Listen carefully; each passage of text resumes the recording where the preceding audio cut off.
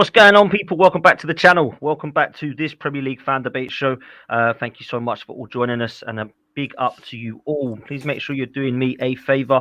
Make sure you smash a like on this one and subscribe to the channel. We're creeping only a couple of hundred now, a few hundred, I think, away from 12K. So please make sure you help us with that one. That would be amazing. Let's introduce my guests. You all know them. As ever, I'm your host, Dan Potts, and I'm with Spurs fan from Football Heritage TV, Sava. Sava, what are you telling me? Yeah, winning the league, Palace getting relegated. This is going to be a good year. This is a good year. Yeah, good year. We're on the same team now. We're on the same team, Sava. Come on. Let's not start like that. We're on the same team now. We got one common enemy. We're on the same team. Arsenal.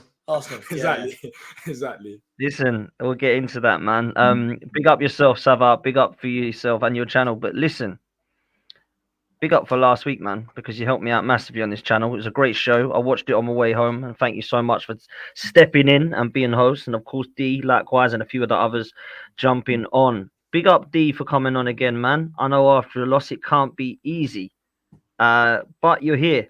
So how are you, mate? No, I'm good. I'll be honest, I forgot about the loss. Look. Of course, a defeat is a defeat, but there's so many factors with Palace that I can be proud coming out of that game. I mean, the fact that our front three was Jordan Ayew, Edouard, and Jeffrey Schlupp. We had players out injured, and we came out of that game only losing 1-0 by a penalty. I can take that against the title contenders last year. I mean, it was a great win for you lot. But I think it raises more questions about Arsenal than it does with Palace. Yeah, let's get into it first, seeing as we're both on together. I don't know what you thought about it, Sava, because I'll come to me and D, obviously, because we're against each other. I guess you watched it either on Monday Night Football or you've seen it since. I want to talk about the way that Arsenal set up in this game, because it's been a question mark for a lot of Arsenal fans, but also for a lot of neutrals. There's a lot of people saying that Arsenal don't quite look right. There's a lot of fans that are saying, who cares? We've got 6 points on the board. But also, as a neutral, did it surprise you to see Arsenal setting up like this? Because we haven't really changed any personnel other than Declan Rice in the first 11. But we've seen a completely different system, new formation, and selections such as Partey as right back, Ben White going back to centre back, Tomiyasu coming out on the left due to some injuries. Obviously, Gabriel being on the bench, Trossard not getting in the side. A lot of questions and concerns for some Arsenal fans. Havertz and Eddie up top. What do you, as a Spurs fan, sit there looking at, thinking, what the hell's going on here? Or are you just like, Arsenal winning? Who cares? Like, where are you at?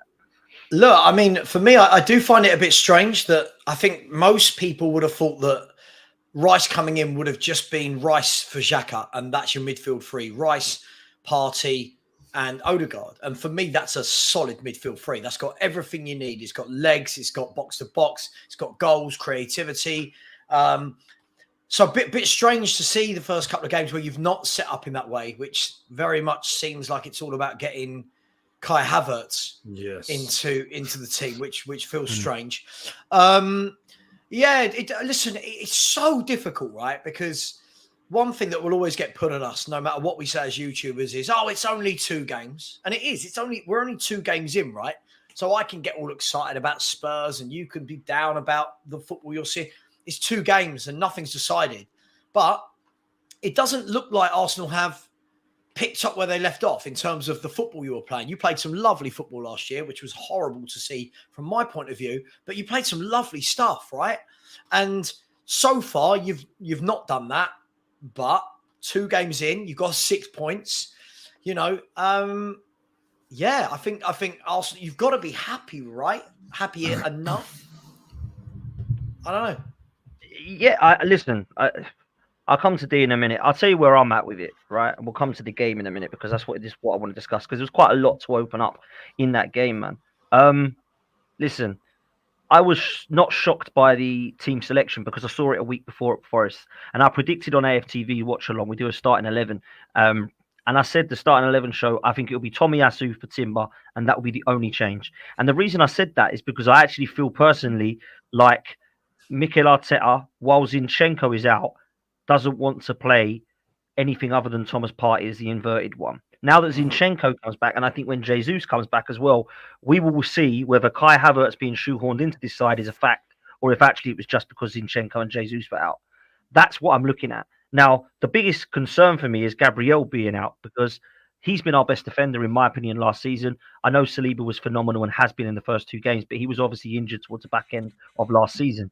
Now, Gabriel has been phenomenal. And a lot of people are saying that he doesn't pick Gabriel in this system because he's not as comfortable on the ball as the likes of Ben White, Saliba, and Tomiyasu. So there's a lot of if, buts, and maybes at the moment. But actually, the fact is, Sava, nobody actually knows why. It could just be that Mikel Arteta decided that against Forest, we needed a new system because they played 6 at the back. And against Palace, who D will agree with me, has Guehi, Anderson, Decore, Lerma now, very physical players that we want to try and dominate the ball. And then he sees that system, an extra man in midfield, so that we can play that way.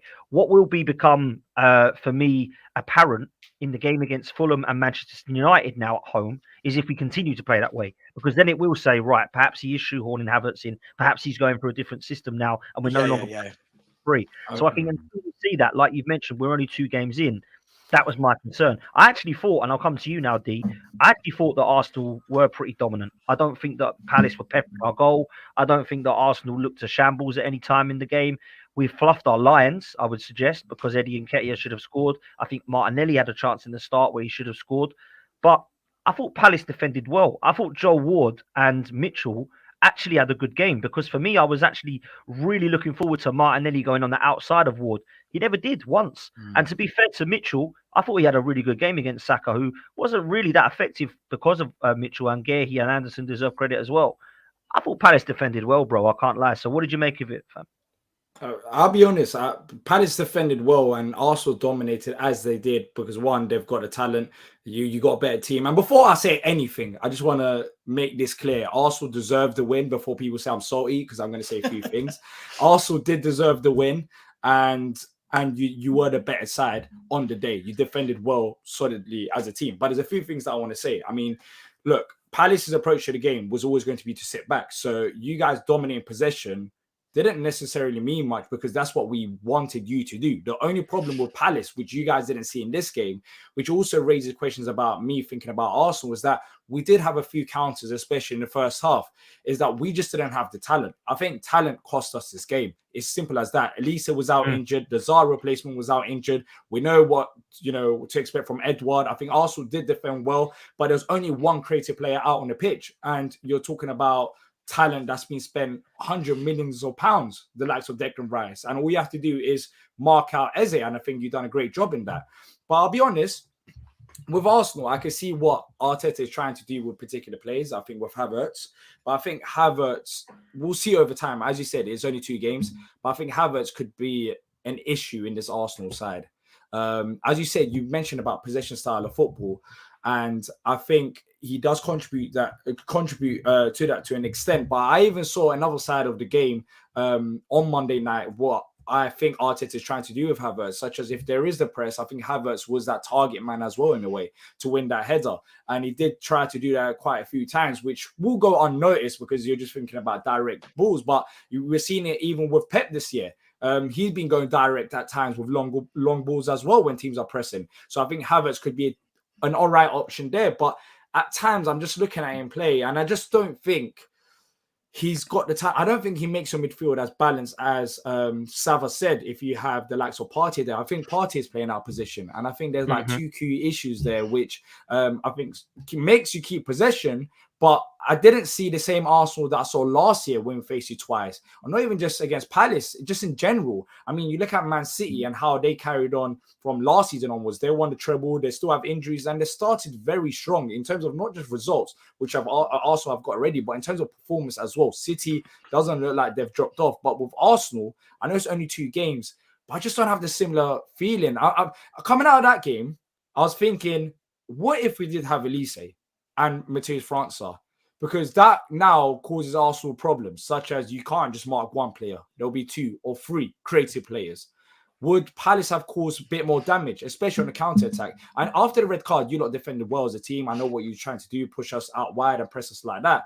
But in the first half, when we did have the ball on the counter, we just simply didn't have the talent. And I was thinking, you know what? We got him behind one or twice where you'd think with other players out on the pitch, maybe we could have caused a bit more trouble. And last season, I didn't really have any feeling of something similar like that. Arsenal came to Selhurst Park and they just dominated us. They came with energy. They was direct. They had lots of shots. I mean, Nketiah had chances as well, but it wasn't the same Arsenal. I'm not saying you're going to drop off all of a sudden, but in the first 2 games, what I saw in the second half against Forest and against Palace as well, the 90 minutes, there is something missing. There is something missing. We can say whether it's possession, whether it's the players that's playing out of position, but I just don't have the same feeling with Arsenal this time around in the 2 games. It's only 2 games, so there's no need to panic yet. Listen, I think it's fair, and I was unconvinced in the results of the game because it looked like we were hanging on against 2 teams that I believe are going to finish around the top half to bottom half of the table. Now, having said that, 2 wins are 2 wins, and there's only 3 teams that have done it, and we're one of them, so we can't sit there all doom and gloom. I totally get your point on Kai Havertz. I believe he's had an all right couple of games for Arsenal, right? I think he's been okay. I don't get the he's a shambles, what the hell's this? And I also don't get the wow, this is an unbelievable signing. I'm really in the middle because I just haven't seen enough yet for me, right? That's where I'm with Kai Havertz. What I do want to talk to you about, and Savra, I'll come to you at this point. The first 2 games of Arsenal season, some people have said, yeah, it hasn't been the same Arsenal. Do you know 2 players, though, that have really shone? Saliba and Declan Rice. Now, we talk about players and championship winning teams over the past 25 years. There's been the likes of Keenan Stam, Vincent Kompany and Yaya Toure, Tony Adams and Patrick Vieira's, and your list can go on. I honestly believe that we're looking at 2 players here at this age as well that are quite young. I do believe that they are going to go on to be top quality players. Maybe they won't hit the levels of Roy Keane and Vieira. I saw Carragher was comparing Rice to Keane and Vieira. I thought that was a little bit off. I understand what he was doing, but I don't know if we can compare him quite to those 2 legends yet. But I think that with Arsenal's, when they are at their best, with Partey's, Saliba's, Gabriel's, Declan Rice, that first 11 I can kind of see. Now, Dee said it's not the same Arsenal. Maybe is it, Sava, that it's because we haven't got Jesus and Zinchenko and there's a couple of players out, and when they come back in, we might see the old Arsenal. Is it a bit too early yet? Yeah. Listen, absolutely. I think, look, first and foremost, I think Saliba's a top player. Saliba is a top centre half who is 22? Is he 22, 23 now, maybe? 20, like 21, 22. Yeah, it's mad. It's mad. Yeah, that's the sort of guy that in a couple of years' time you're going to be fighting off the interest from the likes of Real Madrid, you know. So that's 100%. That's a top player there. Declan Rice, listen, I think there was so much talk about the price tag that went with Declan Rice. I just think, listen, if you've got the money and you're buying a top player that's going to be in your midfield for the next 6, 7, 8 years, listen, it's worth it. And we all know what Declan Rice can do. We've seen Declan Rice for years for West Ham, for England. It's not an unknown entity that you're getting. You know how he plays his game. And if anything, he'll just become better because now he's not spending 80% of the game like under David Moyes, sitting behind the ball. So, but look, Zinchenko's a very technical footballer. Gabriel Jesus is a really technical footballer. When you start taking out those technicians in your team, it is going to look different, right? It is. I think, look, as long as I hate saying this because it's you lot, but as long as you keep winning your games at this stage, it doesn't matter. No one started the season firing. I mean, I think Brighton have started the season brilliantly, if I'm honest, other than Brighton, who really do just seem to keep going every... Don't say it too loudly, D, you'll get the hump. I know. No, it's fine, it's fine. It is what it is. But, listen, I think you're absolutely fine. Look, we just said on my stream that we were doing just then, I think that City are gone. I think Arsenal are gone in terms of the 2 big clubs that are guaranteed the top 4. And then I think it's a dogfight between the rest. I think you'll be absolutely fine. Where I do think you will struggle is, like I've said to you all summer, I'm not, I'll always say this to people's faces. I think the one thing you will struggle, you get an injury to a Declan Rice. You get an injury to a Saliba. Now with Timber out, suddenly the options to replace those 2 players are again back to where you were last year, where those players were good players, but the drop-off is boom. right? Yeah. And Yep. as I said last year, the difference at City, their drop off. All right, Haaland to Alvarez, but listen, most Premier League clubs would love Alvarez up front for them, right? So Yeah. the drop off anywhere in the City team other than Rodri, I think is massive. It isn't massive, sorry. Yeah, I'll be honest. I think I said it to Potts as well. I said it on AFTV in the preview as well. I look, when it comes down to Timber, I think when Rice and Timber were signed, first of all, let me quickly mention Rice. I think Rice just fits Arsenal. I said it, and I remember Lawless was crying. He was saying, "Oh no, he's from here. He's middle class," or whatever nonsense that he was saying. But Rice fits his Arsenal side, and the reason why he does is you can see that connection with the younger players, and he spoke about it as well. It's a young team. He came to Arsenal because he genuinely believes that he can win with this manager and with this team. I think he just fits into the culture, and I can see Rice being an Arsenal player for the next 5 to 10 years. Let's say something drastically changes, then I don't know. Let's say he keeps improving and maybe Madrid come after him and Arsenal fall off, then maybe he leaves. But Rice just fits Arsenal for me. He's perfect for Arsenal. He's perfect in terms of the style, everything. But for me, I think Sava made a very good point. Last year, the reason why you didn't win the title was 2 things, and I know I get slated for this. One, I think you bottled the league. I think you bottled it, but it could be seen as a positive if you do end up progressing this year and winning it, which will be difficult. It can be seen as a learning curve. But the reason why you did bottle the league, in my opinion, is because when it came down to the thick of it and you needed players when others were out injured, such as in defense, and you had Rob Holding there, that's simply not good enough. That's a massive drop-off. So for me, as good as Rice is as a signing, I think Timber was a more underrated one. And I don't think we was going to see Timber and how much he means to Arsenal until we came halfway through the season when fatigue played a part, when you had Champions League games and Premier League games. But the unfortunate thing is we're not going to see him now because he's out injured. And I think his versatility would have come a long way. And I think he's going to be a massive miss already. Funny enough, he hasn't really played for Arsenal. He's had pre-season and one game and I don't know, half an hour, 45 minutes. I can't remember how long he was for. But I think he's already going to be a big miss. Arsenal need to solve that because you have got a very good starting 11. But even you saw it, Nketiah. I'll take Nketiah at Palace, most likely. And I see why Palace are interested. But he's a Palace striker. He's not Arsenal striker because the chances that he had after beating his players, he has to finish that. For a side that's competing for the league, I expect Alvarez to finish that if Haaland is out because he has got that talent. I don't think Nketiah has. So he got a very good starting 11. But when you have injuries popping up, 1 or 2 injuries, that's when Arsenal get exposed. So I think you have to. Yeah. Sorry, sorry to interject. It's funny you say that. I was literally on a stream, one of the 10 I've done today this morning, saying I truly believe that if I was Palace, that is where I'd be looking to loan. I said we wanted him. Yeah, I would be looking at Eddie Nketiah. That is where I go. And I would get someone like that. And if Eze goes, I'd then go back and get someone like Conor Gallagher. But that's a different story. But yeah, I make you right. And if I was Arsenal, guys, what I would do right now, I would go and get that. I can never get his name right. Is it Gatrudia of PSV? He's a bit similar. I don't know how to say his name better than that. He's similar to Timber in that he can play across the back line and as a DM. And I wouldn't. There's a lot of reports today that people are after him. It wouldn't surprise me if Arsenal go and get that done because D's spot on. If you're dropping back to Holding, Man City dropped from what Diaz to Akanji. Or Stones or Ake or and this is the thing, Sava, centre half, aren't they? Yeah. This is the thing, Sava, I wanted to ask you because we are going to come to Palace in a minute, D, I promise you. But I think this is important. I think for me, Arteta said that we need 2 players per position, and I said this on your channel, Sava, right? Now, people that say we don't need to replace Timber, why did we sign Timber then?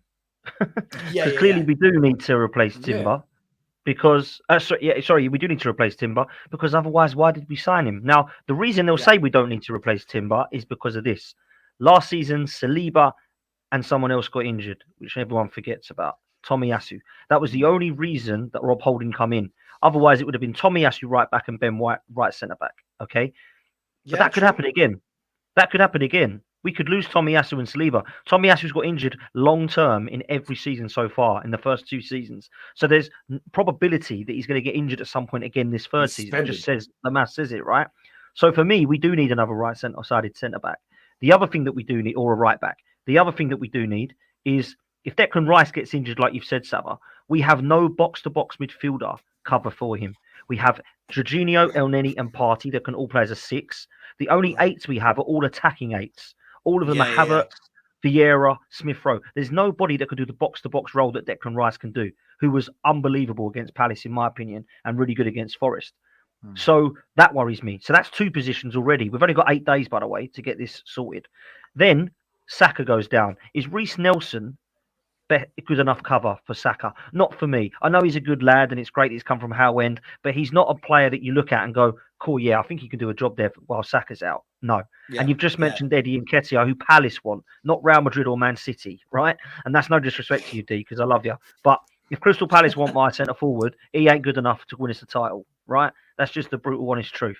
So there's 4 positions there that we're still short in.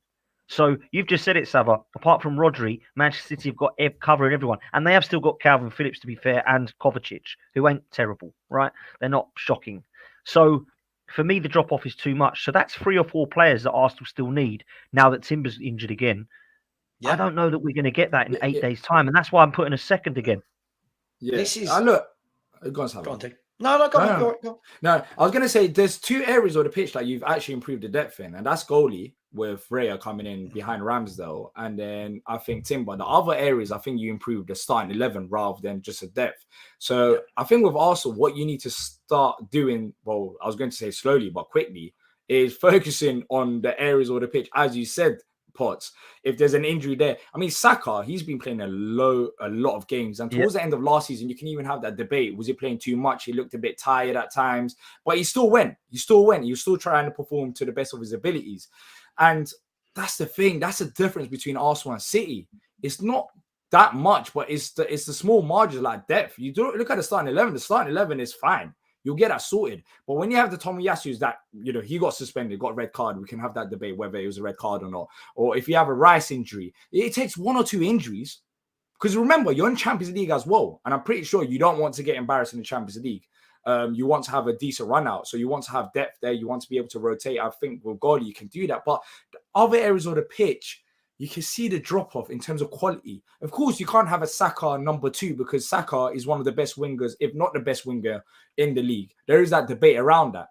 But I'm not saying that you should be matching Saka's level, but then Reece Nelson is another player that Palace wanted. Do you get it? There's so many players that Palace want, and there's a reason why we want them, because he pretty much suits our level and doesn't suit a side that's trying to compete for the title. And that's the main difference. Nelson's not a bad player. And Nketiah, I don't think he's a bad player. He still beat our defenders. We are very good defenders, Gahey and Anderson. But the thing is the cutting edge. That's the difference. You need players that have the cutting edge to win the titles. They can beat a player, but that's not enough for Arsenal. So I think that depth side of things, you're still lacking. But then again, you still got a bit of time, I guess, to move along them sides. But do you think that you improved the depth, though, Potts? No, I don't. I think we've improved 1 player so far, and that's Declan Rice. And Xhaka was great last season. Don't get me wrong. If we would have kept Granit Xhaka and that's had what I'm Declan thinking. Rice, I would have thought, oh, do you know what? That looks a tasty midfield. Yeah. If we would have, got that strength and depth there, I would have been fair enough. But we're still short, and I'm with you. I don't really think any of us are disagreeing, which is crazy for us 3 to be on a stream and not have any. I mean, we'll get to it. Trust me, there'll be minutes where we disagree soon. But at the moment, I think we're on the same wavelength. Just lastly, before I come back to Dion Palace, Sava, what can change your mind about this Arsenal setup to think, actually, wow, okay, fair play to you. I think you can match City here in every position. What would change your mind to say Arsenal could win the title? Because obviously you don't think. I imagine you don't think they're going. Yeah, I don't think you can. First and foremost, I think you need. What I'm about to say sounds crazy because there aren't any others like him about. But you need your version of Haaland. You need a bloke that it doesn't matter if he has a terrible game, can still grab you a hat trick. Do you know what I mean? It's like how many games we've seen where Haaland's not involved and then bang bang, and you're like, wow, like where did that come from? You haven't got that. You haven't got the depth in midfield. You're, again, going to be very heavily reliant on Saka on the right. And defensively, look, it could all work out. No injuries. Touch wood for you, for you boys. If you don't get any injuries, then who knows? But it's a lot of games of football. And when you chuck in all the international games as well, when you chuck in I think what we've got a tournament at the end of what is it, Euros time? I can't ever remember what tournament is when now. Euros next summer, right? So you're going to have how is that going to affect players in the lead up to the last 10 games? Are they going to be at it? Are they holding back? So there's so many different factors that go into, can a team win a league? And whenever I've said Arsenal can't, I always get Arsenal fans saying, oh, you're just a salty Spurs fan. I'm not. I'm saying this about everyone. Man City are just a machine. Man City are a machine with players all over the park. Even the youngsters they bring through just look like they've been playing this style of football for years and years and years. They can go out and like today, boom, Nunez, let's put a bid down for that guy. Yeah. KDB's injured. No messing about. Boom. There's the bid that goes in for Paqueta. It's not worked. Let's go to the next guy. Not many teams can operate like that. And I don't think they're going to concede many goals, which is the difference. I think Arsenal will. I don't think Man City will concede many because of, you pick 4 from 5. They've got so many centre-backs there, plus Kyle Walker. I just think they're too strong. And I think it's fair, man. I do think it's fair. You've got to add to that as well that we are missing in January both Tomiyasu and Partey because of the Asia Cup and the African Cup of Nations. It's that on top of it, Listen, it'll be in January. We can go and dip in the market again, but let's just get it done now. I agree with everything you've said. I think if we was to go and buy an Osimhen and a Caicedo, then everyone would have looked at Arsenal and gone, wow, this is looking good. Arsenal could go and compete with City. That's not happened or isn't going to happen. And I can't see Arsenal getting a striker. I really can't. I think Eddie Nketiah is loved by Arteta. Can I just say one thing, Dan? I think the thing for me would be, if I take off all my Spurs hat, whatever, just as a football fan, if I'm looking at Arsenal, how much have you spent this window? Close to it's 200 million. Right. I'm looking at it. I'm probably going to get pelters from Arsenal fans. And I'm saying for 200 million, I don't think I look at you and go, you are 200 million pound better off. That's the problem for me. I think you could have done so much more with 200 million pounds that would have strengthened you in all the areas you needed. But I get it. You went for Declan Rice to be your main man. Cool. I just think that Havertz signing could come back to bite you in the backside. Because if you take that 65 million and with good scouting, you could get a bloke that can play on both flanks to cover Martinelli and Saka.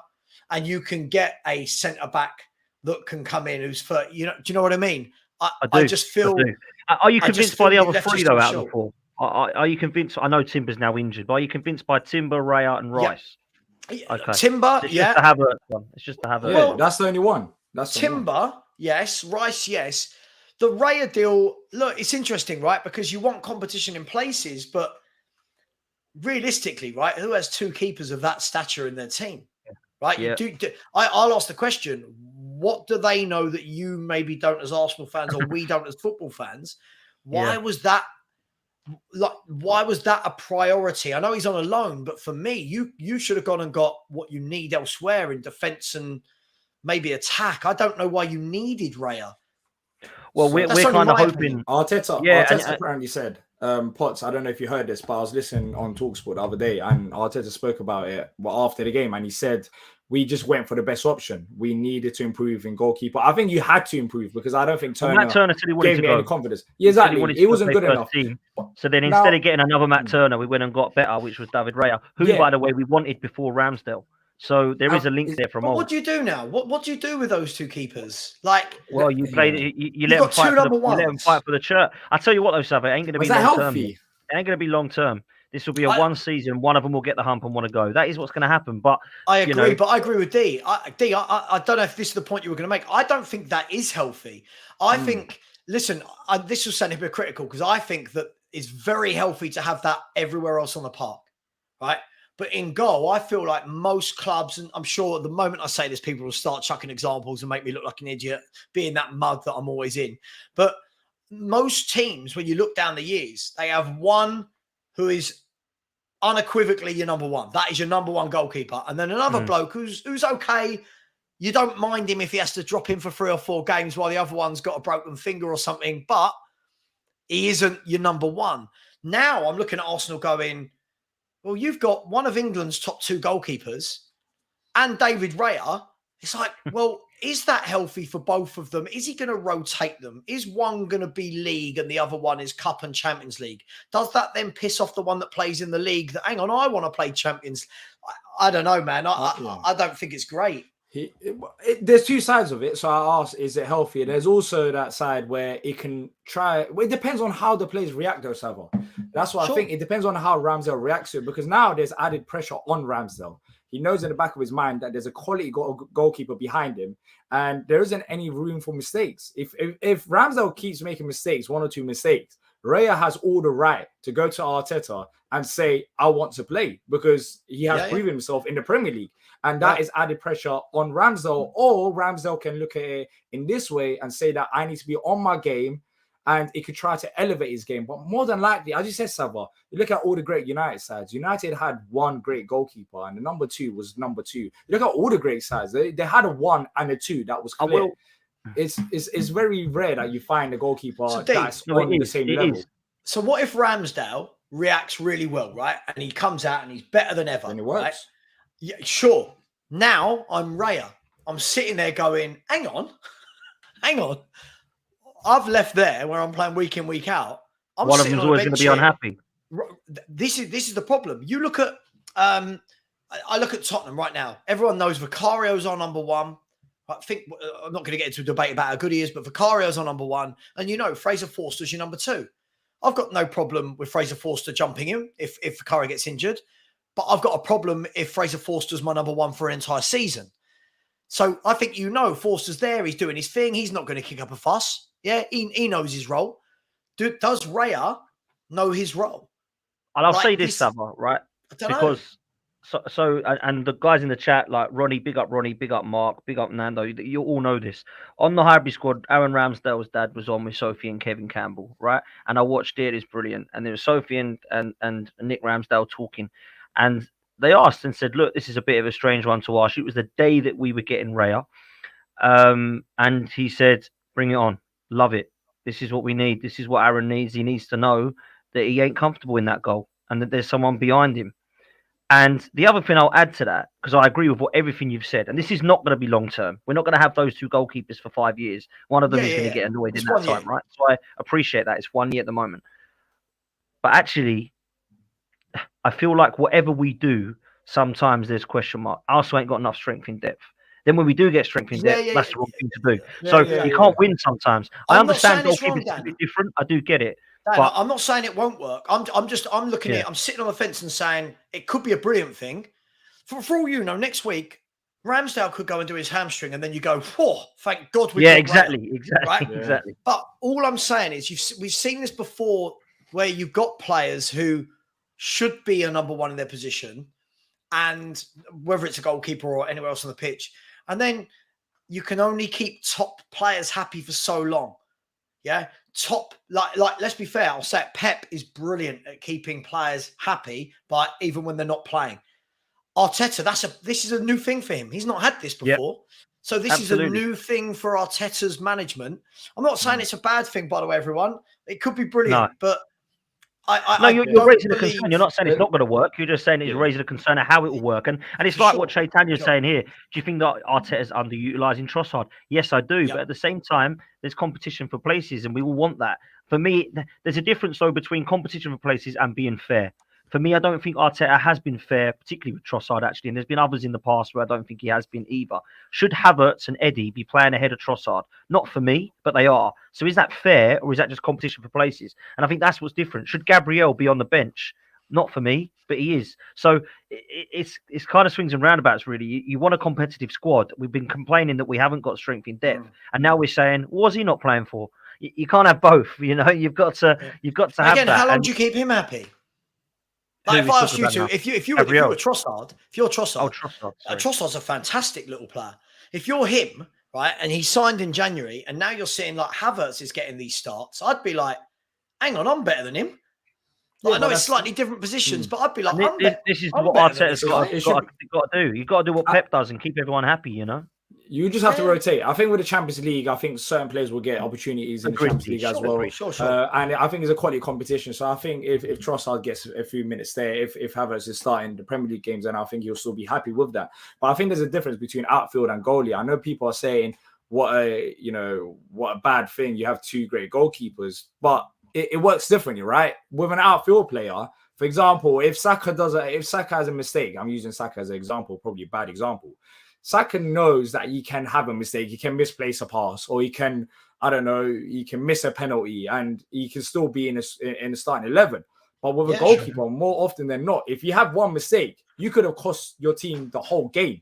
You're talking about a goal conceded or not. So I think it's added pressure, and that's why having one or two, I think it's a healthy debate. And I honestly don't think there's a right or wrong answer, because we're psychologically couldn't it go the other way, D? Like, I'm just, again, I'm doing is playing devil's advocate. That's all I'm doing here, by the way. There's two ways around it. It could go the way.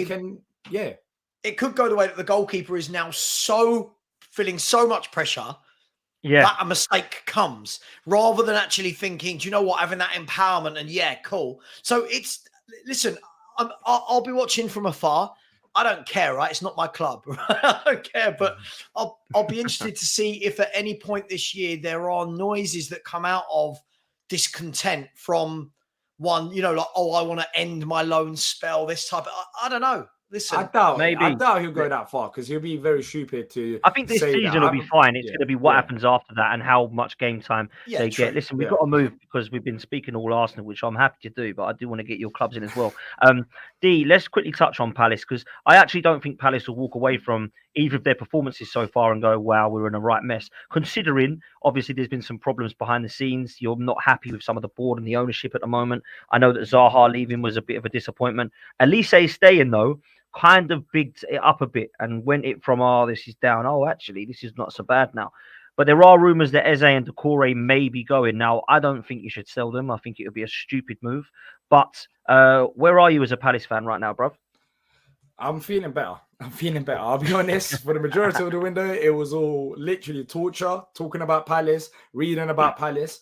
But after the Elise staying news, I'm confident. I think Eze won't be sold unless it's crazy money, which I don't see anyone offering. Because how Palace operate is it Chelsea that want him? Who wants him? No, Man City want him. But how we operate, we'll see Parish. You even saw it. Like, he will make sure he gets what he wants. And he even said it with Elise signing a new deal. It was late in the window. We couldn't have lost him. And now we're talking about 7 days left in the window. There's no way we let Eze go in this window. There's no way. But there's a very good chance he might leave in next summer, or January will still be difficult. I don't think we'll sell him. I think Doucouré is another one that's I don't really see any outgoings. But with Doucouré, I'll be happy with, not happy, but I'll be okay with Doucouré going if there's a replacement, if it's 70 to 80 million pounds, which Palace want, which I don't know if Liverpool pay that much. But yeah, literally, that with outgoings, we're fine now. We should be sorted. I don't expect any outgoings, especially how much are we talking? And I hate asking you this question, D, but how much are we talking? Doucouré and Eze. No, how Doucouré much? is 70 million pounds. That's what I know. You're not laughing, but they're even in news reports now saying Palace want 70 million pounds. And is Eze going to be more than that then? Eze is near enough like untouchable price. I don't even know his price. I genuinely don't. At this current moment of time, like it'll be silly to sell Eze. Elise has stayed. We don't want to make Elise upset as well. Like you just keep Eze. Eze. I know every player has a price, but for me, 70 to 80 would be fitting. But I don't know if Palace would even sell him for that much at this point of the window. It's crazy. It sounds crazy, but it's too late in the window for us to find a replacement. And you're talking about a player last year that played a massive role in keeping us up. We don't have Zaha anymore, remember. So we can't be, selling the Elises or getting rid of Elises or Eze's. No, I agree. So it means ever so more that we keep them. But look, with Palace, I don't think we're too far off in terms of our squad being okay for the season. Look, Gahey and Anderson are solid. We've improved the midfield by bringing Lerma there. Lerma, Doucouré, Eze, I think that's a very good midfield three. So there's nothing in midfield. I think the main position that we need to strengthen, which we haven't seen yet as well, is striker. striker's the hardest position. Honestly, finding a striker that's not going to cost you 50, 60 million pounds and you expect them to, get goals in the Premier League, it's very hard. You have to pay a premium for that. So striker, and I think maybe another winger, because Zaha's replacement, we don't know what to expect from him. 25 million euros from Flamengo, Matheus França. He's a Brazilian, attacking player. So hopefully he comes good. But yeah, look, another right back, ideally. So right back, striker, winger, maybe. But I think right back and striker is the most important position. Any names you're linked with? Any names? So in terms of striker, Iheanacho, we're linked with him. Oh, yeah. And I think he would fit Palace as well. As I said, the reason why Nketiah was linked with Palace, I could see it. Look, even though he didn't score the goals, he did still have very good movement on and off the ball to cause us trouble, to get in them positions in the first place, which we don't have with our strikers. Our strikers right now are basically offering the bare minimum. So we need a striker that's comfortable on the ball, a striker that can link up with Eze and Elise. And Iheanacho, he's played at Man City, at Leicester as well. Can score goals in the Premier League. We know that. And I think he would fit Palace. I think he would. So Iheanacho would be a good move. For right back, it's very unlikely that we do get one this window. I'll be very surprised, even though lately there's been a few murmurs here and there, which has surprised me in that aspect, because I honestly didn't think we'll be linked with any right backs. I don't know, because there's no clear names out there. But yeah, I think we need to sort out striker. If you get Iheanacho, I think that would be the right move. Fair play, man. Big up Goonie, bro. Thanks so much for jumping on, fam. I know that you've been busy this evening, man, so I appreciate you jumping on. We're going to get to Chelsea in a minute, but before we do, Sav, I just want to quickly touch on your thoughts on where you think Palace might end up this season, because there's a lot of unknown with teams like that, in my opinion. Like this season, we're talking about who's going to get in the top 6. No one can tell me, but give us what they think it's going to be.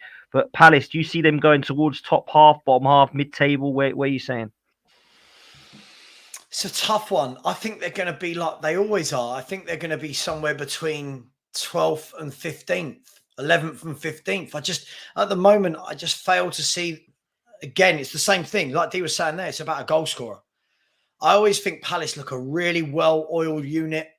They are a team that don't change their personnel every single window, which is good because it means they've got a settled team. I think they've got a good signing in Jefferson Lerma to play alongside Decore. I think that's a really nice, solid midfield. Yeah. I look at them as always, like in the last 4 or 5 signings in striker. When you look at Edouard, you look at Mateta, you look at Benteke, Connor Wickham. All of these players that AU that they work hard. They run for the team. They chase. They hassle. They run the channels. But I think unless Palace get a guy that can get them 15, 16 goals a season, I still think they're going to be floating in and around that kind of 11th to 15th place, which is fine. But to kick on, I think they've got to scout a goal scorer from somewhere. How do they cope without Zaha? Again, unknown entity with this Franca from Flamengo. Yeah. Do they keep Eze? That's such a big one, right?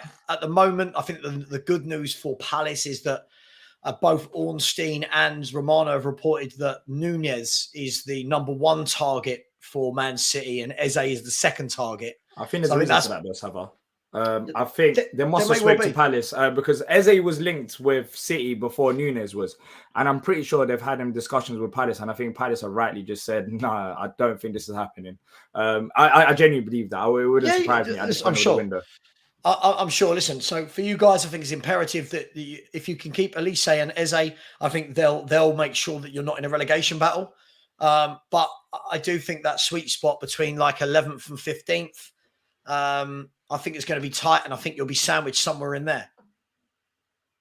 Listen, I've got Palace down as 13th, and I don't actually mind Palace. I was 1D up. I think that's a fairly realistic. I have you in a race with the Fulhams, Brentfords, West Hams, those types of teams. That's where I have you. You could surprise. I actually do think Eze and Elise will have a very good season. I think both of them are top quality, and if you keep them, which I think you now will, I think they're the 2 that you're looking at. And obviously, if you bring a striker in to complement that, that's only going to help, man, because Matetas, Edwards, Ayus, they've not been able to do it, have they? So it'll be interesting to see whether I will say Ayu actually caused Tomiyasu some problems, man, on Monday night. And I was like, this is a worry. Ayu's underrated in the Premier League. I'll say that. his dribbling is brilliant. He just doesn't have the end product, and his decision making at times this is what I meant. him as well. Ayew is, That's what I mean. yeah, even by Palace fans, he gets underrated at times.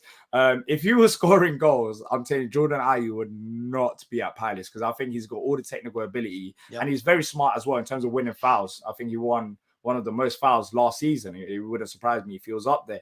And yeah, it's just his decision making. But look, we haven't against Arsenal. You didn't see Elise. You didn't see França. Of course, we're going to see them in the play.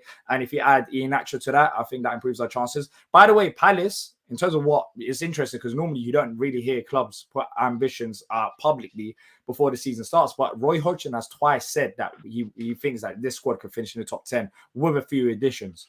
Lerma, I think, is going to be a very good move. I love him already. I think him and Doucouré complement each other perfectly, and yeah, it's going to be hard. But the aim is top 10. We'll see with the signings if we are actually genuinely pushing for that position, or if we're talking. Because right now we can't finish in the top 10 with the squad. It's limited, and he hasn't got enough talent. Yeah, fair play, man. Listen, Sava, let's move to your team because Ange Postecoglou, in the first few games of Spurs, has already made them look a little bit better. Now, I will say he couldn't make them look much worse. However, I think it's clear to see already that Tottenham have improved. Now, I know you've lost Harry Kane, and I'm not going to start getting carried away because you beat a Manchester United team that were diabolically bad. I mean, I'm so awfully bad.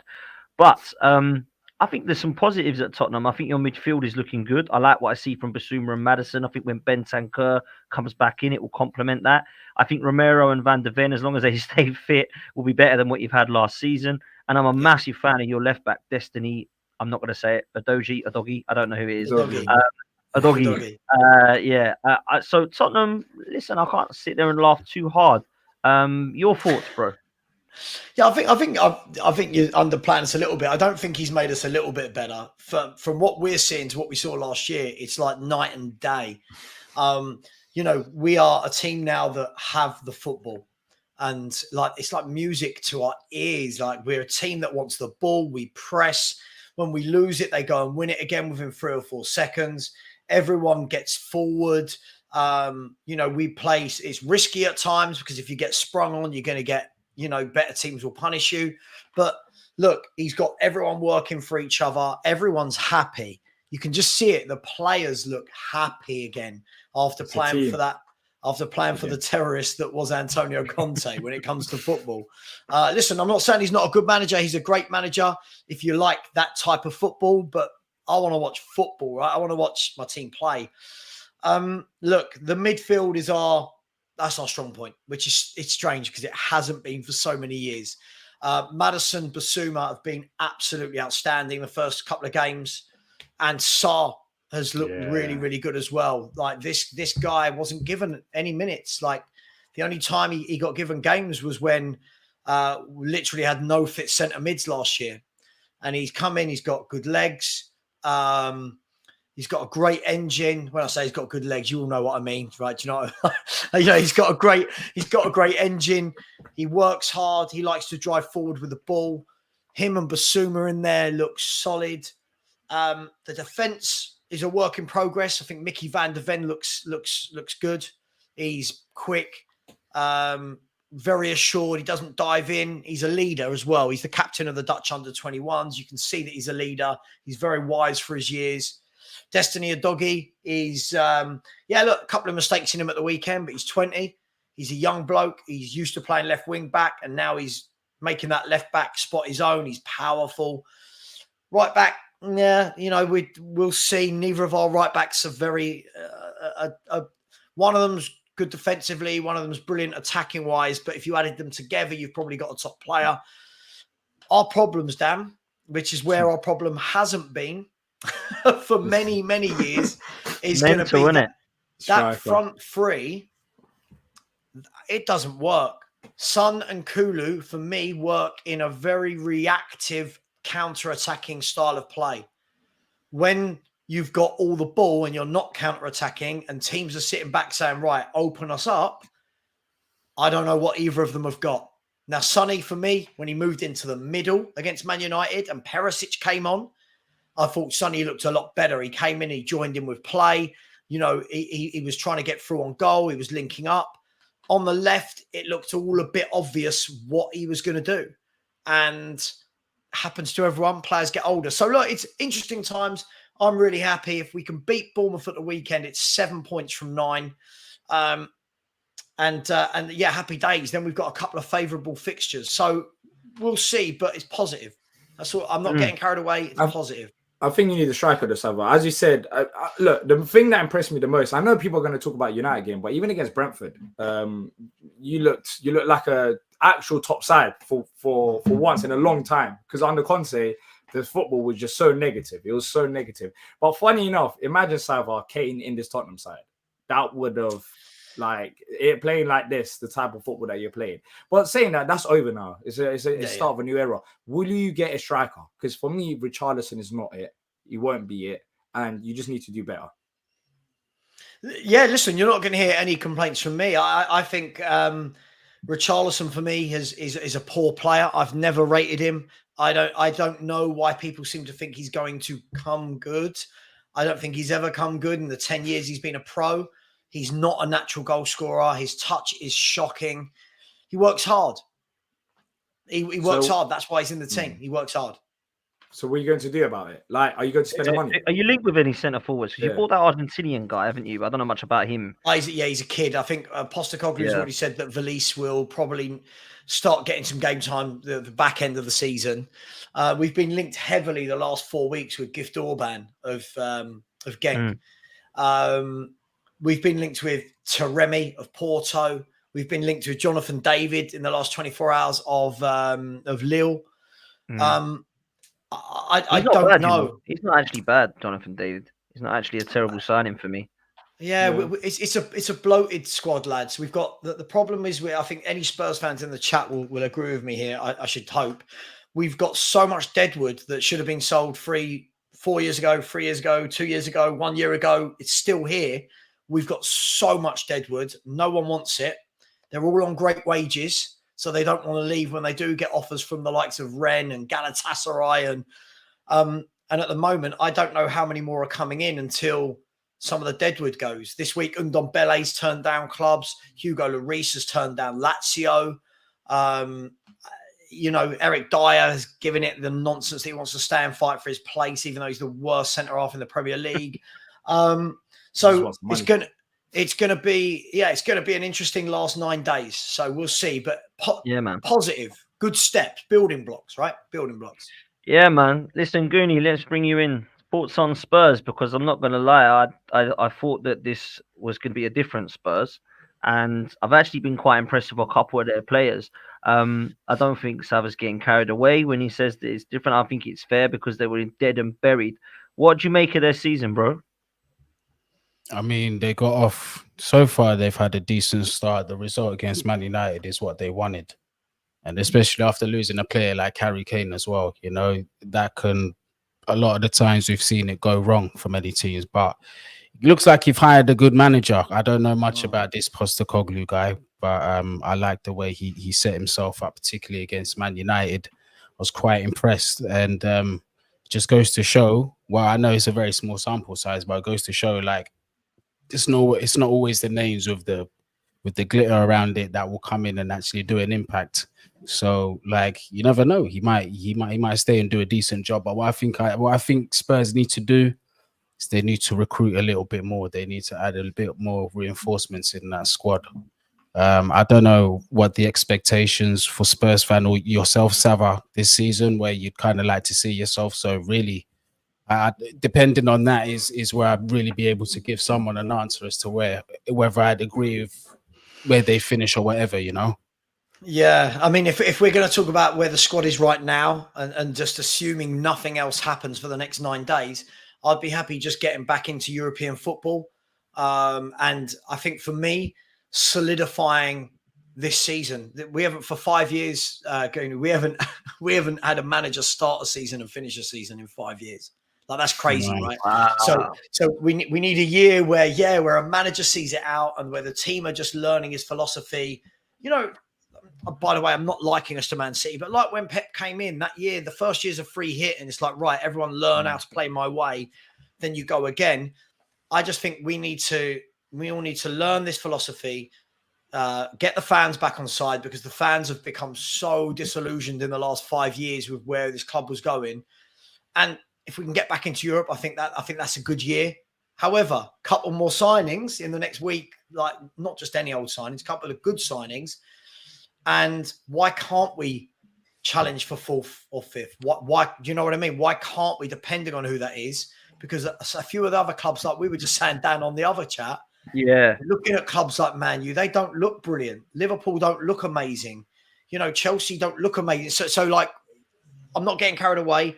At the moment, I would say 6th or 7th would be a good year. Couple more signings. Maybe we can set the expectations a tiny bit higher. Yeah, interesting one, man. I think it's impossible at the moment to predict stuff, and this is why I don't really like doing predictions this early, because the way wait till the window shuts. Exactly. Transfer window's still open. There's 8 days left. It's game week 2, and nobody can pick a top 4. Everyone can pick a winner of the league. That is literally it. No one knows who's going down. No one will put their house on the 3 getting relegated, and no one will put their house on the top 6, the top 7, mid-tables. No one would. So there's so much to go, man. I put money. I don't know. My barber pressured me to do this. I put money. I don't know if I'm going to lose it. £500 on Fulham not having as good as a season as I had last season. So basically, I predicted that Fulham won't finish 10th. If they do, I'm ruined. If they don't, then I could have a nice holiday. What do you guys think? Am I losing my money? I think you're all right with that. I think Fulham will struggle because Mitrovic isn't going to be there. Yeah. And I don't know that Fulham will be. I think that was always why I put Fulham in with a chance of getting top half, because they had goals from Mitrovic. Raul Jimenez is not going to get them goals, in my opinion. But unless they could do something, a madness again in the transfer window, I don't know. I don't think Fulham will be as comfortable this year, man. I think you might be happy, D. Yeah, I need them to finish 12th or 13th. I need them. I'm now, yeah, exactly. I'm now on Fulham. I love Emilio, but yeah, Fulham, they're down for when they lost against Brentford 3-0. That was fantastic. That was literally fantastic. Every day matters. You're happy now. You're going to be buzzing every time someone beats Fulham, D. Exactly. Honest, I've done also, you might say I'm mad, but I've done it before Mitrovic actually left the club. So I'd done it, then 3 hours later, Mitrovic announced that he's leaving, and also Elise announced that he's staying. So then potentially Silva was going. You must have been like rubbing your hands together. Yeah, exactly. Exactly. We'll but see. Let's see what happens. We'll see, man. Let's end on Chelsea. Goonie, it was a disaster, mate. Everything that went wrong pretty much went wrong for you, bruv.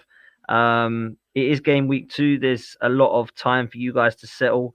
Pochettino is known for young players getting it right at Spurs, of course.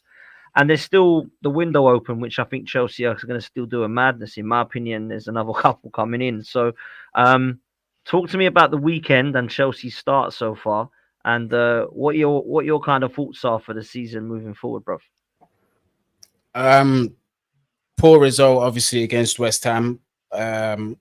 In my preview, I said I've got to blame the manager for this because I wasn't too happy at how we lined up. I wasn't too happy about the shape either. But the shape later on became a little bit more understandable for me once a bit of the emotion went away. But still, like some of the personnel that was in the squad and the positions they were taking up, some of the time didn't really make much sense to me during the game. And, even the substitutions as well. We were unfortunate to get the injury of Carney. But why you're bringing on Mudryk to be playing a number 10?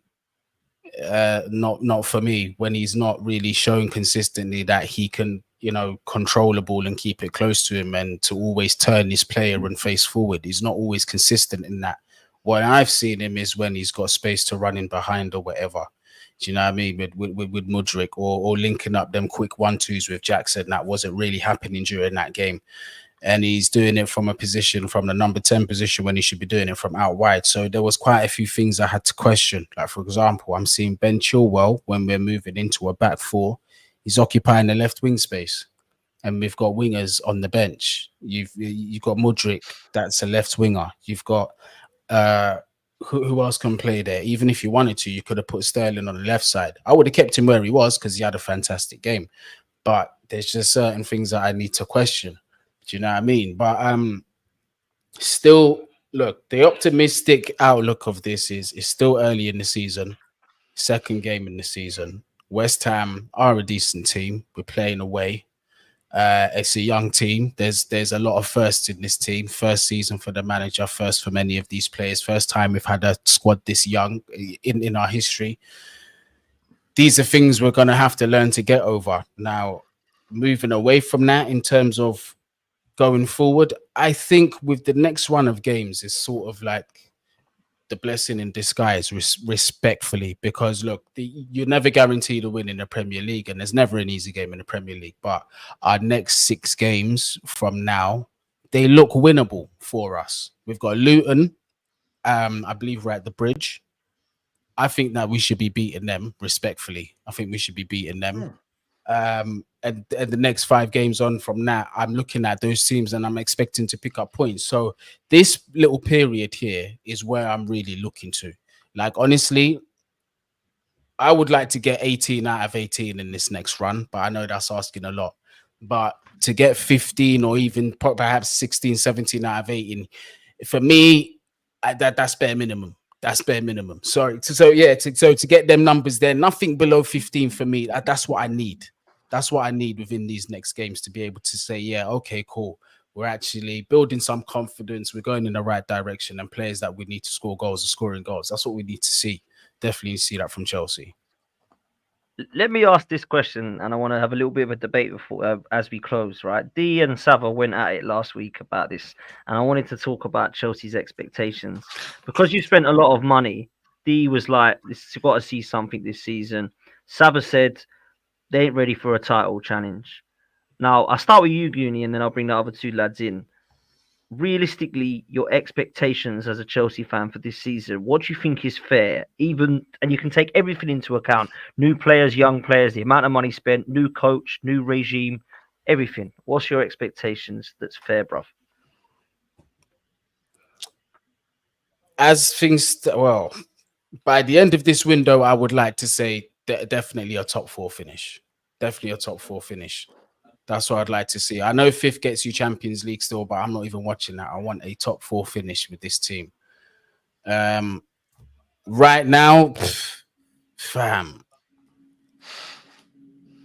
Yeah, right now, still the same. I'm not going to lie, because look, it's the 2nd game in. We do have a couple injuries that's affecting how we're playing as well. We're not able to play a back 4 because we have to play Thiago Silva. For me, I believe you can't really play him in the back 4 and play a high line. I think that's quite risky. And I believe the managers think so as well, because we haven't seen it with any of the previous managers, us really playing with a high line with Thiago Silva in that back 4. And I think that does hinder us in many ways, respectfully. So, look, again, I'm going to be optimistic and say top 4. A lot of money was spent. I've got a lot of faith in this manager. I do believe a lot of these current players are hugely talented, but it's just really about the manager getting them together and performing.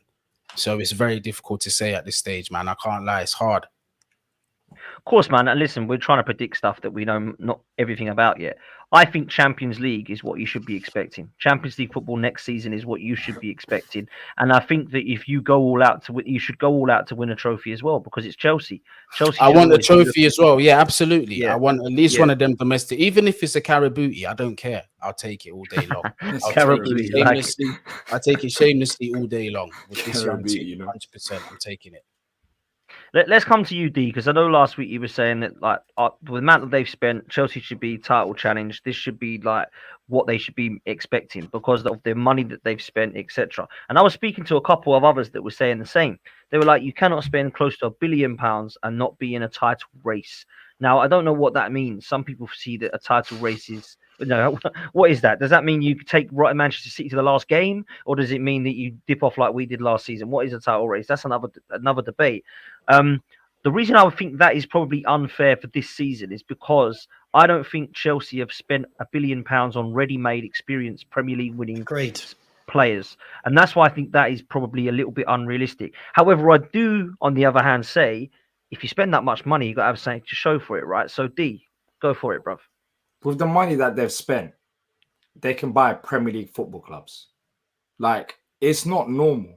It is. We're talking about near enough $1 billion. $1 billion. I mean, the conversation used to be, oh, Pepper spent, I don't know, 150 million, and near enough $1 billion. Now you're saying they're not ready-made players. but they have still spent that kind of money. This money is not normal. Look, I'm not putting, if it was any other club, I agree with Sava. You can't expect things that quickly because football doesn't work like that, right? Football, you have to take a bit of time. The manager needs to get used to it. The new players have to understand the system. But there comes a time where craziness happens and you just have to change your expectations. Like, I just can't Let me ask you a question. Does £1 billion spent on the team guarantee that your manager is better than Pep Guardiola? No. Does a billion pounds guarantee that your team will all of a sudden become better than a treble winning team?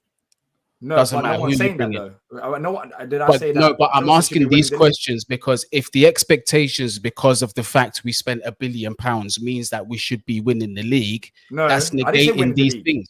I said Sorry, challenge. I You need to be misunderstood up there. there. My bad. Yeah. As I said last week, I think you need to be challenging. You should have a drop off, which should be normal because you're still in the first year. But you should be up there. You should be up there. You should be trying to finish at least third, not even in top 4. You should be finishing third after challenging for the title. You spent nearly £1 billion. I'm not saying you should be winning the league, but you should be at least challenging with the amount of money that you have spent. It is not normal for a football club to spend that much money. You could buy Palace with the money that you spent, let alone players. You could buy Palace, which is crazy in itself. Not only Palace, a lot of other Premier League clubs that you could buy. Clubs. It's not even players at this point. It's ridiculous money. So you should naturally have that expectation because it's not normal. If it was a normal scenario, just like Tottenham are trying to rebuild slowly. So I don't have high expectation on Tottenham. I have normal expectations. But they'll take a bit of time to adjust. That they'll grow into it. But with Chelsea, I can't have normal expectations because you're not operating normal right now. Hang on. I want to bring a bit of common sense back to the conversation. Sorry, it's ridiculous. Right. Whenever a club, let's forget that Chelsea have spent £1 billion in 12 months, right? Let's forget how quickly that's been done. When clubs normally spend this level of money over X amount of time, right? Let's say this happens over 4 or 5 years. What else? Let's have a little look at what else happens in that 4 or 5 years.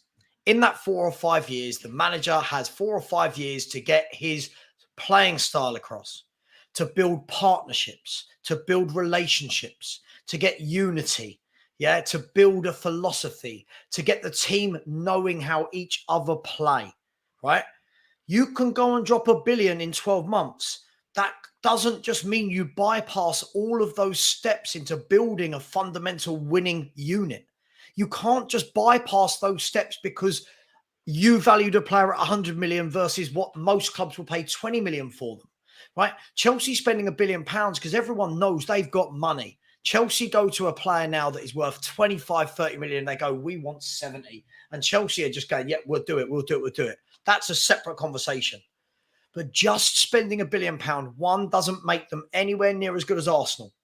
Because Arsenal, funny enough, have had a manager for 4 to 5 years, however long he's been there, got rid of all the deadwoods. Funny enough, it didn't go like that for Arsenal. It took 4 to 5 years to now build this team that now everyone's impressed with. Pep Guardiola walked into Man City, and in year one they finished third, and everyone was saying, "Oh my god, near enough billion though." Yep. But whether you spend £1 billion or not, Chelsea haven't spent £1 billion on players that are already made winners right now. If Chelsea had gone out and bought Lionel Messi. Right? If Chelsea had gone out and bought Virgil van Dijk at the back, Lionel Messi up top, Bernardo Silva, Kevin De Bruyne, go and win a title. Go and win a title. But Chelsea have spent £1 billion, and most of them are under 23 years of age. Right? That's on them though.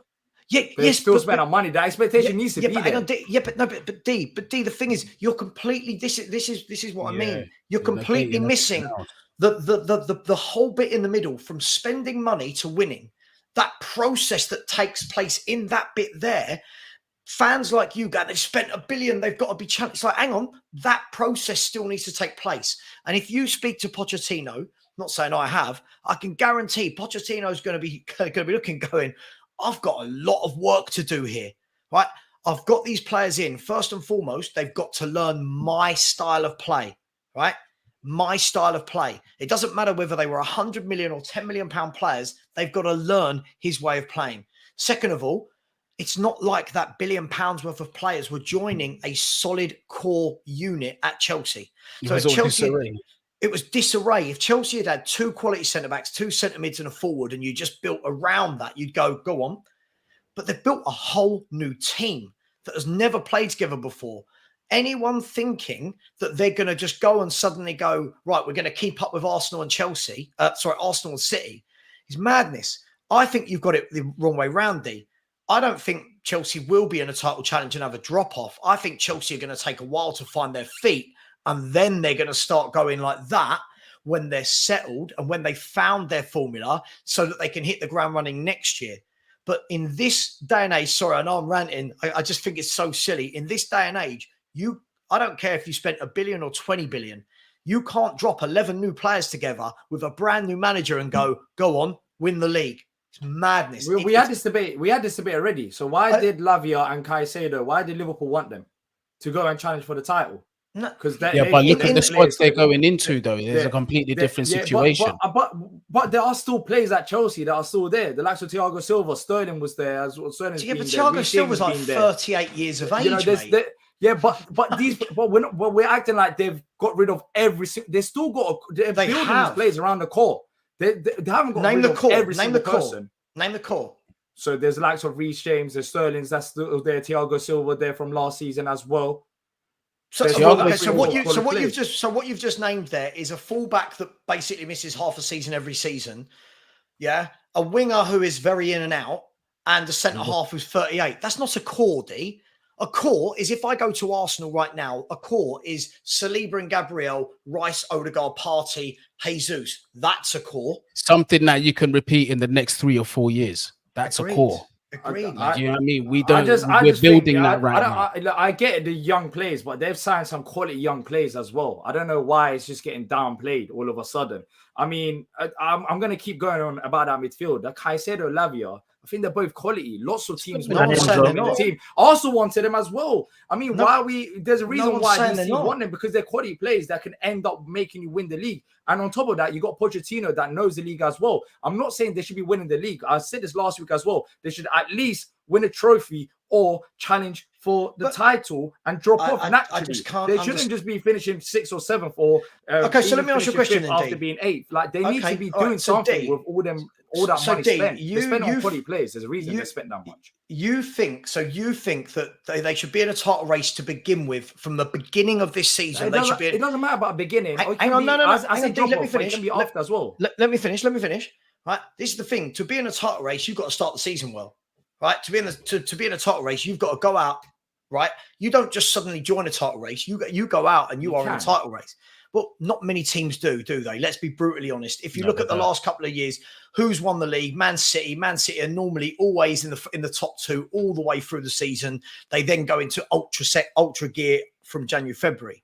Chelsea's team, if you look at these players, yeah, Pochettino has had, like, some of them have just joined. Some of them haven't had a pre-season. And we want this team to go, right, game 1, everyone brilliant, everyone gel, right, you're in a title race. This is nonsensical. No, but it's not about game 1. I just said they should be up there at some point. I'm just saying a drop-off, but it could easily be they start slow and they catch up later on and maybe they finish 3rd. But how they actually look like a dangerous side. How do you catch up? Then you're disregarding the quality around you as well. You can't. This is what I'm saying. Like there's outside factors of the club that we can't control. Like what Arsenal do, what Man City do, hell, what even Newcastle and all these other teams do that have been prepared longer than we have. Let's use Newcastle as an example. Settled teams. If your manager's good enough, which was, well, Chelsea fans are really happy with Poch. Halfway through the season, he should be getting the best out of these players. And you should be winning games. He should be seeing a massive improvement. You should be winning games. Isn't that what I just said? Isn't that what I said though? They've got to find their feet, they've got to find their formula, and then once they get there, the second half of the season, I do think they're going to do that. But that's not a title challenge.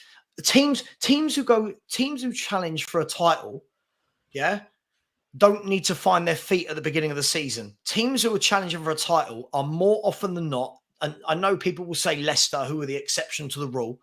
Teams that challenge for the title are more often than not the teams that have had their managers for years, yeah, have got top players in place, don't need a lot done to their team, right? The first and second favourites in the Premier League this year, overwhelmingly with the bookies, are Man City and Arsenal. Why? Because Man City have had their manager 7 years. Arsenal have had their manager 5 years. Their squads are the best 2 squads in the league. Their squads have both played with these managers now for years and years and know exactly what is expected from them. Chelsea is the complete opposite to everything I've just said. So fans like you and people in the chat can go billion, billion, billion, billion. That's just a number. That's just a number that these clubs is this are fair then, forced Sava? people This to comment pay. And is there this should be fair? expectations. Is this fair from Ronnie? Smart about points, talking points. How many points should Chelsea be behind City? In my opinion, they need to be within 15 points of first. Because Matisse keeps talking about this. We need to be points, not places. It's not positions. It's about points for Man City. What do we think about that? Hang on, listen. First of all, sorry, I'm just looking at your chat, but it absolutely cracks me up. Savvy, you're talking crap. Savvy, you're condescending. I'm not condescending. This is the basics. This is a fact. This is what you're speaking is facts, but this is what I mean. When you're reacting with emotions, you're not going to see the facts. Exactly. You know what I mean? Fans see Goonie, they see £1 billion, right? And they lose all detachment from process. Nothing else time, matters. Yeah, partnerships. There's a lot of people agreeing with this in the chat. It's about expectation. I'm not downplaying Chelsea's expectation. No, that's not. I'm not. Obviously, I'm not saying everyone, and I'm not necessarily saying you, D, but I'm just saying in general, like sometimes when you throw out the price tag, it's Dan, just like, Dan, I'm going to jump, man. Some of the people in your chat, man, it's just I've had a day of it. I'm a bit bored of getting abused, to be honest. I've had it all day. It's calm, bro. It's calm, bro. I'm just getting a little bit bored of being called a dumb fuck and shit. I'm getting really bored of it. I come in here for a football debate. I don't think I've been rude to anyone. I'm talking football, and I'm just getting really, really fed up with just being abused all day. So I'm out. It's calm, man. It's calm. Don't worry about it. Yeah, people, come on, Jesus Christ, man. Lie. And this is the thing is a lot. It's a good debate to have, man. Come on. Yeah, it is. It's some of the, but this is naturally how football debates are. What I will say is, you get a different variety of opinions. That's why we're here, to listen to each other's opinions, innit? But we've got to also learn to respect them. What I'll say is this: we can't always speak from the position of emotion. You got to look at realism. This is why I'm agreeing with a lot of what he's saying. I'm not expecting this guy to come in, and I know, D, this is not what you're saying. This is more of a rebuttal to some of the people in the chat that are saying £1 billion is spent. I expect a title challenge. Let me ask you that: does that rule apply to every single team? Would you apply that rule to a newly promoted team as well? If they spend £1 billion, they should be challenging for a title. Is that what we're doing? Well, yeah, so newly promoted side, because it's not just about the money. Is a massive factor, but it's about the players that you brought in as well. There are some quality players in your side that you brought in. So with those players, naturally you can compare your midfield. I mean, Enzo Fernandez won the World Cup not too long ago. He did. And on top of that, you bring in Caicedo and Lavia to that midfield as well. Now, you can compare your midfield with other midfields. And let's hold on. With the likes of Arsenal right now. Let's break that down one by one. Let's break that down slowly. So you said Caicedo Enzo has now got Caicedo and he's now got Lavia. Let me ask you these questions. How many games have we seen them play together at Chelsea?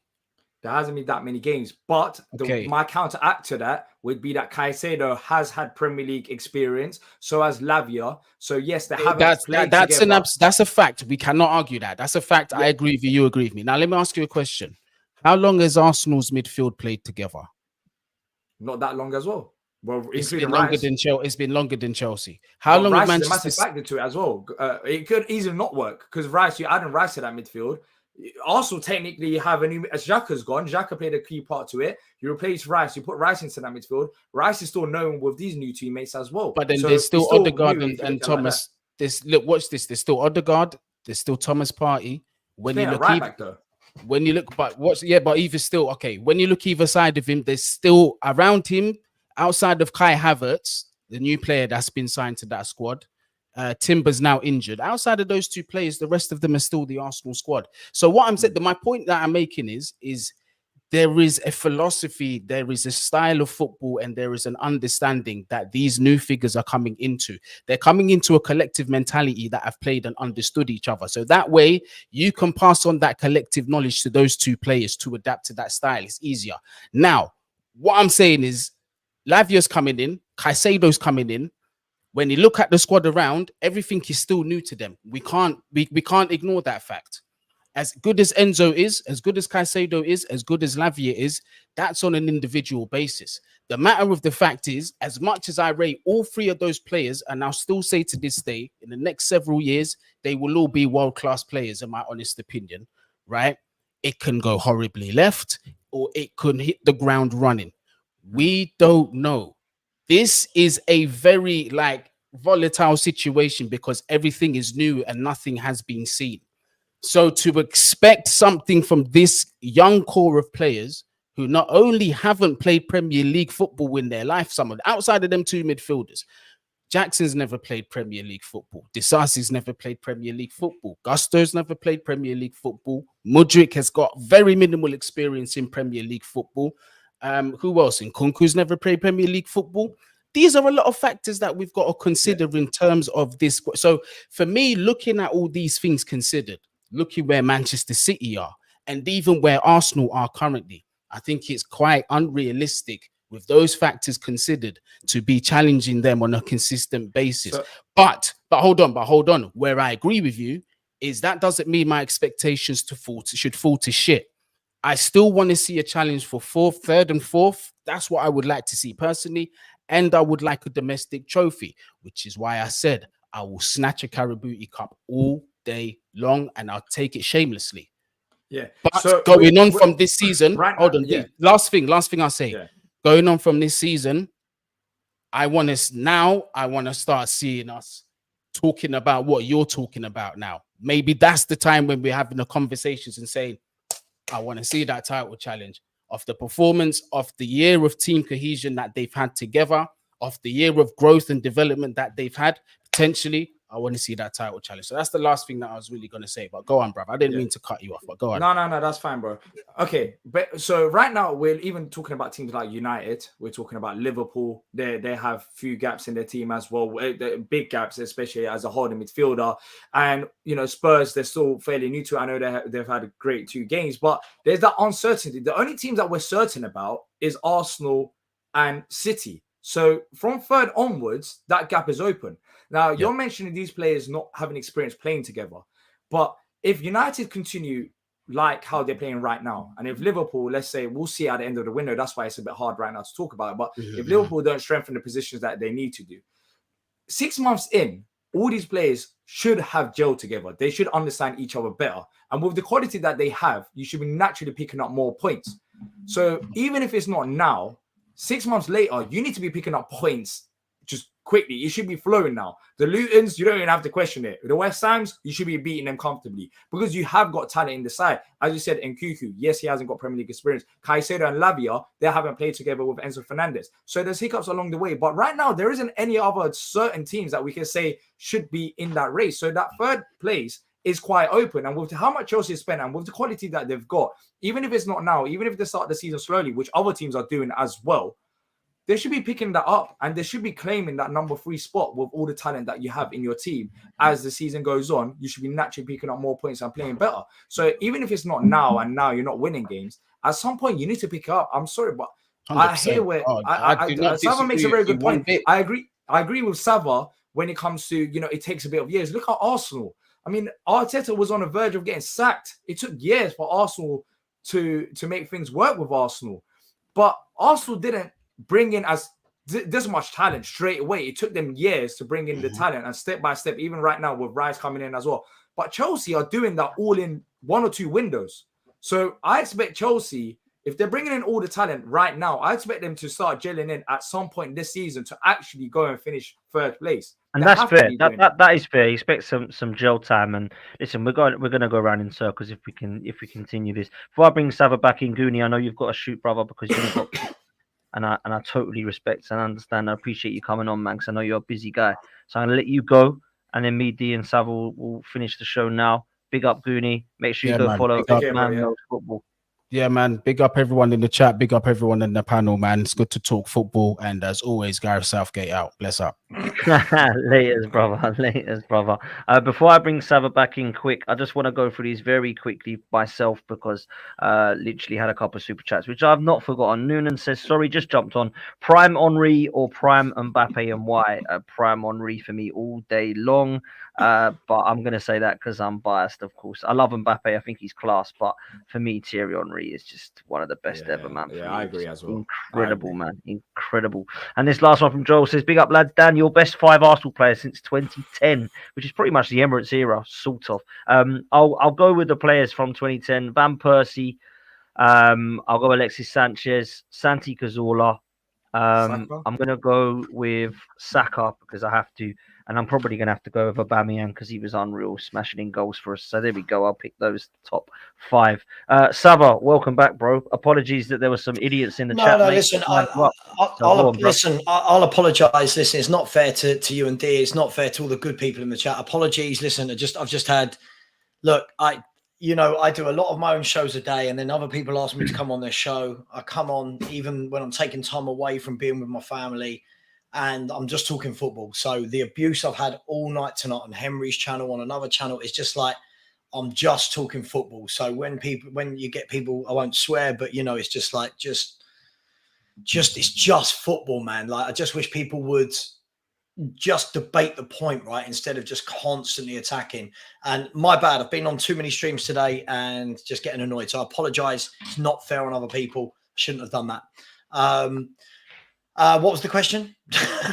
There wasn't one, bruv. Right, we're going to finish it there, man. We're going to finish it there. Listen, it's been a long stream. It's been a long night and a long day for everyone. And don't need to apologise, Sava. There's unfortunately haters going to hate, man. And that's the way it is. I get it as well. I don't mind the hate, Dan. As well. It's one of honestly, those. I don't mind the hate, but like when it's just like all quarters, it's like just abuse after abuse. People talking in the last stream about my wife. People talking about my dead parents. Like it's just all gone a little bit too much. And apologies, that tipped me over the edge. So it's not a good look. I apologize. Sorry. No, man, it's calm. Listen, it's fair as well, man. There's a lot of it. And I can sympathize and understand where you're coming from because I get it as well. Listen, we're gonna end it there. Make sure you do us a favor. Make sure you smash a like on this. It's been a good show. Make sure you subscribe to the channel. We're getting closer and closer to it. 12K. Make sure that you go and follow D. How can people do that, D? So at D Palace on Twitter and Back of the Nest for Crystal Palace videos, reactions, updates, and more. Of course, we spoke about Nketiah quite a bit, but I think them talks have died down. And funny enough, Tomiyasu, apparently, he was on our radar. It came out today, which is interesting to see. Yeah, but yeah, we're linked with a few Arsenal players, but I doubt any of them join because I think that ship has sailed. Fair play, man. Sava, likewise, man. Football Heritage TV, you're heading up towards 11K pretty quickly, bruv. Yeah, well, yeah, just gone past the 10, nearly at 10,300. Yeah, just mostly Spurs. Try to do some bits on other, like yourself. Try to do lots of other shows with other YouTubers. Otherwise, it gets a bit boring, right? Just talking about one club. So yeah, if anyone does want to subscribe, please do. And again, I do apologize. A joke's a joke, but sometimes it's just a little bit too far. Facts. Absolutely agree. Listen, make sure you do us a favor. Go follow these guys. Make sure you smash a like on the way out. We're getting out of here, people, as ever. Up the Arsenal. Laters. Yes, people, listen up. Do you want an easy way to make money? Check out Bread and Honey Bets now. With an incredible win ratio, do not miss this chance. This is highly recommended by myself after a very successful win ratio. With betting tips from professionals on your favourite sports such as boxing, MMA, Formula 1 and football. Check it out for yourself for only £10 a month with guaranteed return on investment. Check out Bread and Honey Bets now on the Patreon or follow the link in the description. Check it out, people.